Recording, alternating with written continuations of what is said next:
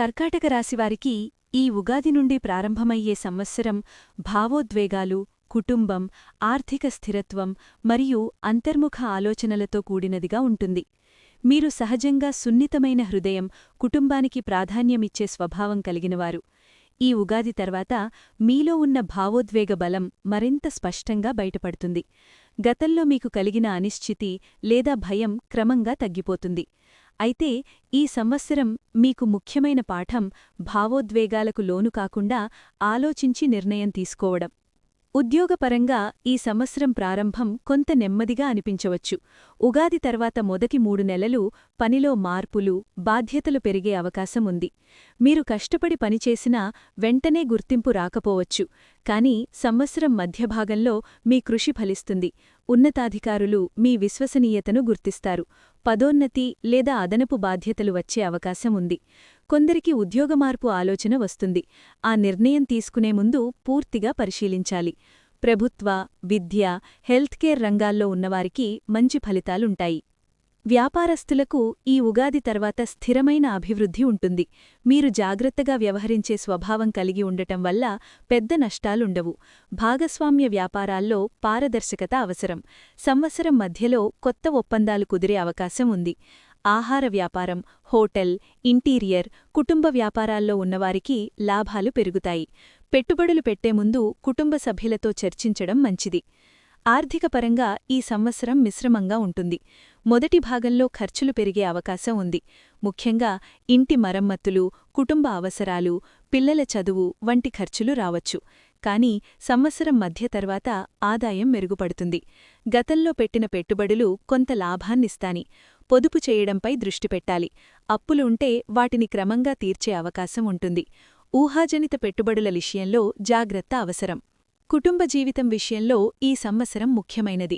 మీరు కుటుంబానికి మరింత సమయం కేటాయించాలనే కోరిక కలుగుతుంది. ఇంట్లో శుభకార్యాలు జరగవచ్చు. దాంపత్య జీవితంలో భావోద్వేగ అవగాహన పెరుగుతుంది. అయితే చిన్న విషయాలను పెద్దగా తీసుకోవడం తగ్గించుకోవాలి.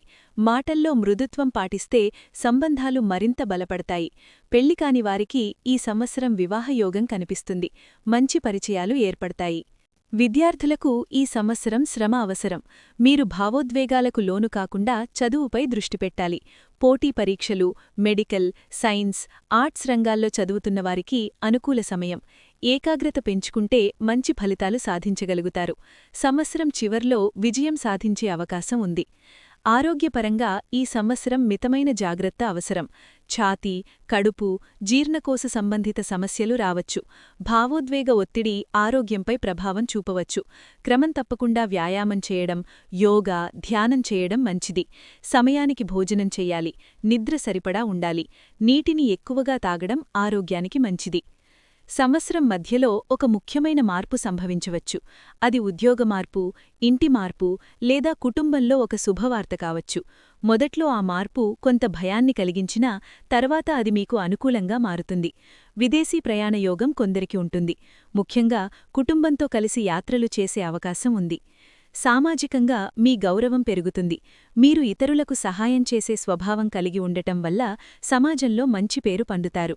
అయితే అందర్నీ నమ్మడం తగ్గించాలి. మీ వ్యక్తిగత విషయాలను విశ్వసనీయ వ్యక్తులతో మాత్రమే పంచుకోవాలి. ఆధ్యాత్మికంగా ఈ సంవత్సరం మీలో విశ్వాసం పెరుగుతుంది. దేవాలయ దర్శనాలు, పుణ్యక్షేత్ర యాత్రలు చేయాలనే ఆసక్తి పెరుగుతుంది. సోమవారం రోజుల్లో ప్రార్థన చేయడం శుభప్రదం. దానధర్మాలు చేయడం ద్వారా మనశ్శాంతి లభిస్తుంది. పెద్దన ఆశీర్వాదం తీసుకోవడం మంచిది. సంవత్సరం చివరి భాగంలో మీరు ఒక స్థిరత్వాన్ని అనుభవిస్తారు. ఆర్థికంగా, కుటుంబంగా, వృత్తిపరంగా మంచి స్థితి ఉంటుంది. గతంలో ఎదురైన సమస్యలు తగ్గిపోతాయి. మీరు తీసుకున్న నిర్ణయాలు మంచి ఫలితాలనిస్తాయి. భావోద్వేగ స్థిరత్వం పెరుగుతుంది. మీలో ఆత్మవిశ్వాసం పెరుగుతుంది.